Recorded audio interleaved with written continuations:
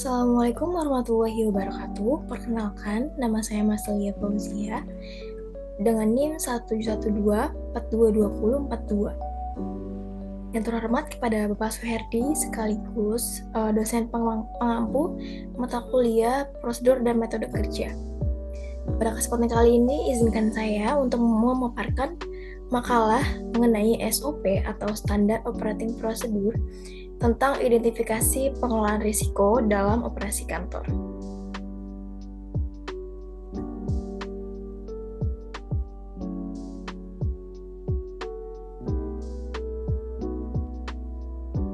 Berikut daftar isi dari makalah yang saya buat.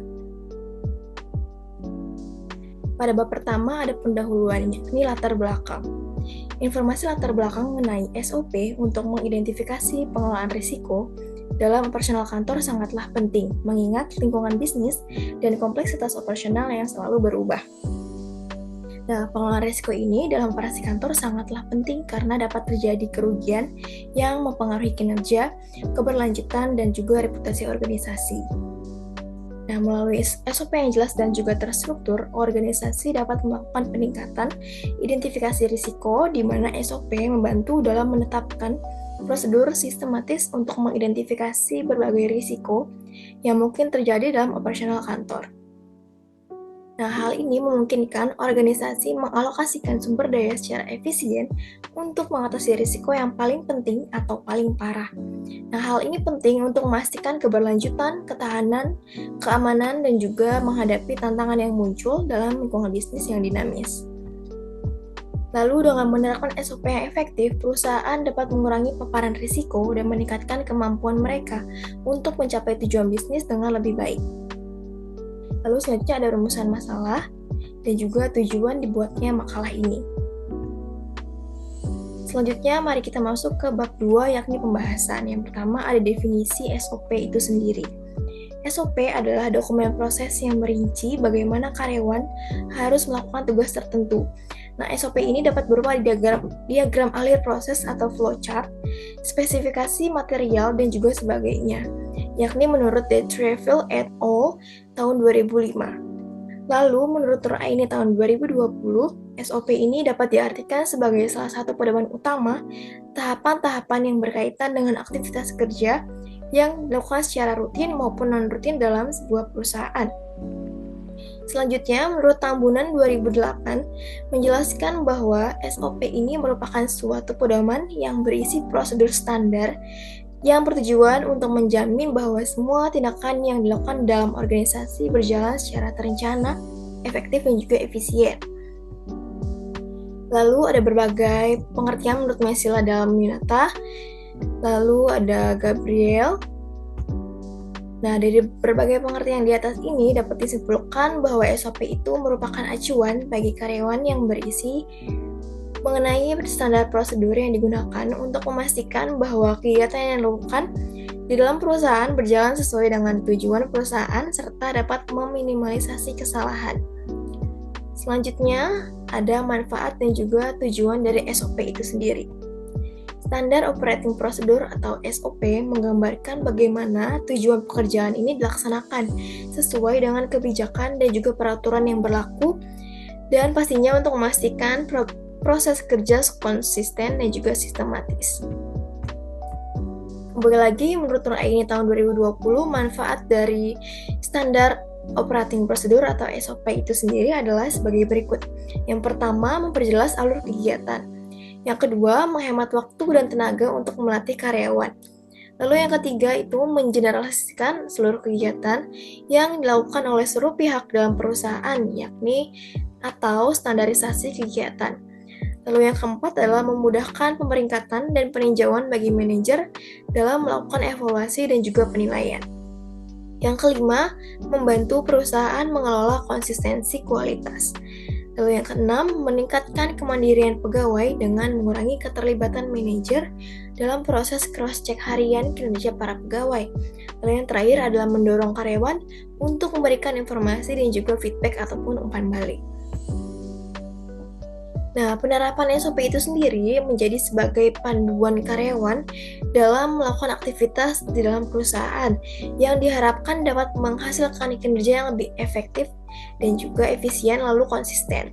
Nah, serta akan memudahkan evaluasi karyawan terhadap kemajuan suatu perusahaan atau organisasi. Nah, jika suatu perusahaan ini tidak memiliki SOP, maka dapat menimbulkan kinerja antara manajemen dan juga karyawan tidak akan berjalan dengan baik serta tidak dapat ditentukan hak dan juga kewajiban masing-masing pihak.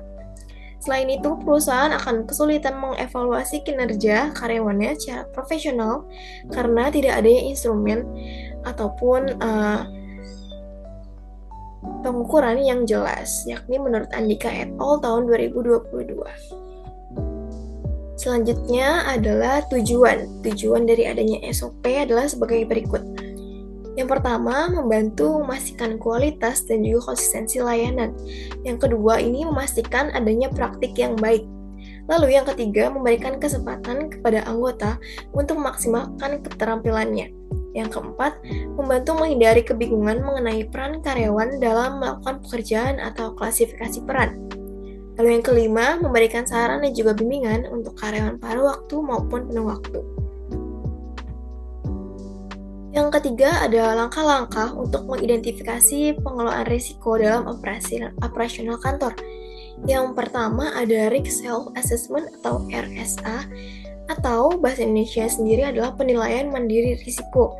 Nah, di sini ini perusahaan melakukan penilaian sendiri terhadap aktivitas dan juga operasi perusahaan berdasarkan peristiwa risiko yang terjadi sebelumnya.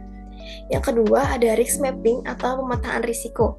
Adalah proses yang memetakan berbagai unit bisnis atau departemen, organisasi fungsional atau alur transaksi berdasarkan jenis risiko tersebut.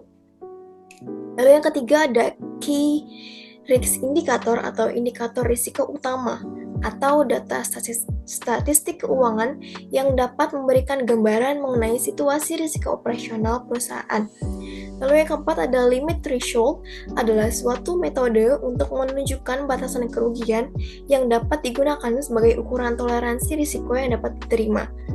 Lalu yang kelima ada scorecard, merupakan alat untuk menerjemahkan keputusan dan pengendalian manajemen atas berbagai aspek kerugian kualitatif risiko operasional ke dalam perhitungan kuantitatif suatu perusahaan.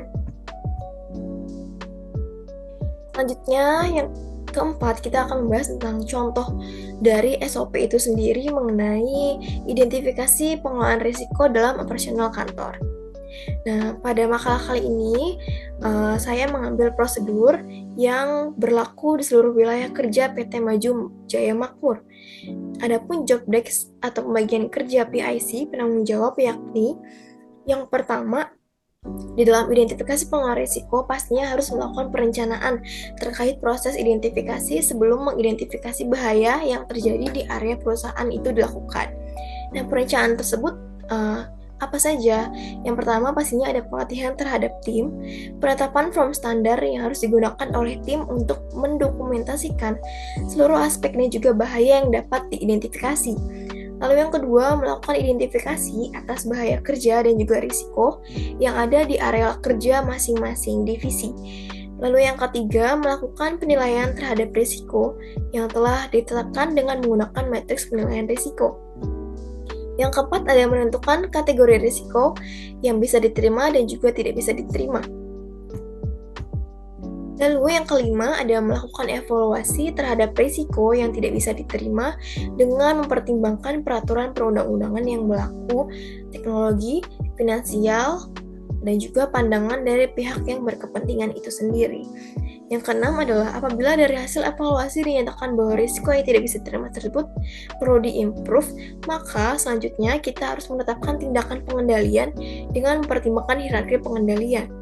Lalu yang terakhir yaitu melakukan monitoring efektivitas pelaksanaan sesuai dengan prosedur pemantauan dan juga pengukuran.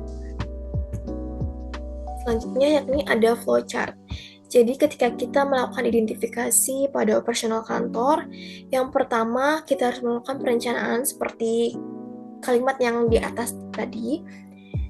lakukan perencanaan terkait identifikasi. Lalu langkah selanjutnya adalah melakukan identifikasi bahaya dan juga risiko.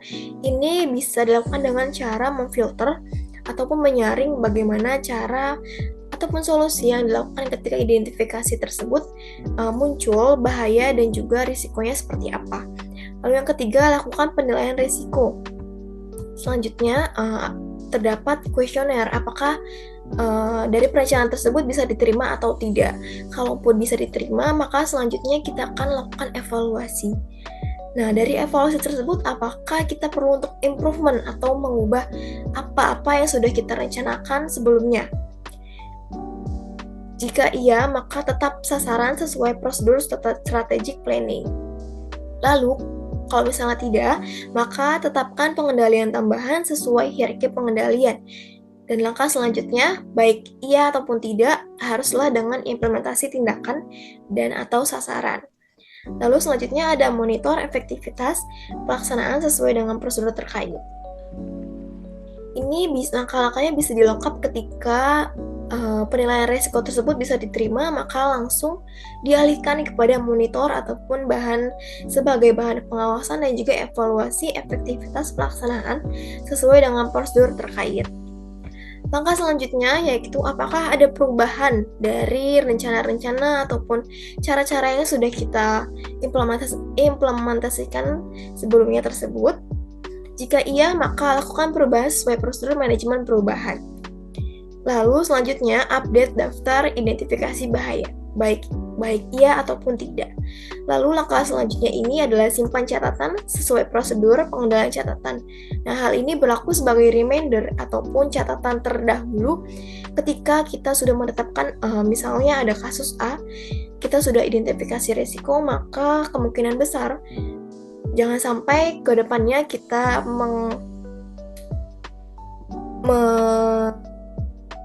mengendahkan atau tidak peduli dengan yang akan datang selanjutnya, seperti itu. Lalu risiko tersebut selesai dan ini jadi bahan evaluasi untuk seluruh karyawan maupun organisasi tersebut. Selanjutnya adalah bab 3 atau penutup, yakni ada kesimpulan. SOP untuk mengidentifikasi manajemen risiko dalam operasional kantor tidak hanya menjadi pedoman, tapi juga merupakan landasan yang kokoh bagi organisasi dalam menghadapi tantangan yang kompleks dan juga dinamis. Nah, dengan menerapkan SOP yang benar, perusahaan dapat meminimalkan potensi risiko, meningkatkan efisiensi operasional, dan mencapai tujuan bisnis dengan lebih baik dalam jangka panjang. Nah, oleh karena itu, penting bagi semua organisasi untuk memberikan perhatian yang cermat terhadap pengembangan dan juga penerapan SOP identifikasi manajemen risiko sebagai bagian dari integral ataupun internal dari strategi mereka untuk menjaga keberlanjutan dan juga kesuksesan. Yang terakhir ada saran, dalam melakukan kegiatan operasional kantor diwajibkan menerapkan SOP yang berlaku dan seluruh pihak alangkah baiknya mentaati prosedur yang berlaku untuk keamanan dan juga kenyamanan bersama untuk tujuan dari organisasi tersebut. Lalu di sini ada daftar pustaka yang saya ambil pada pengerjaan makalah kali ini. Baik, itu saja dari saya. Kurang lebihnya mohon maaf. Wassalamualaikum warahmatullahi wabarakatuh.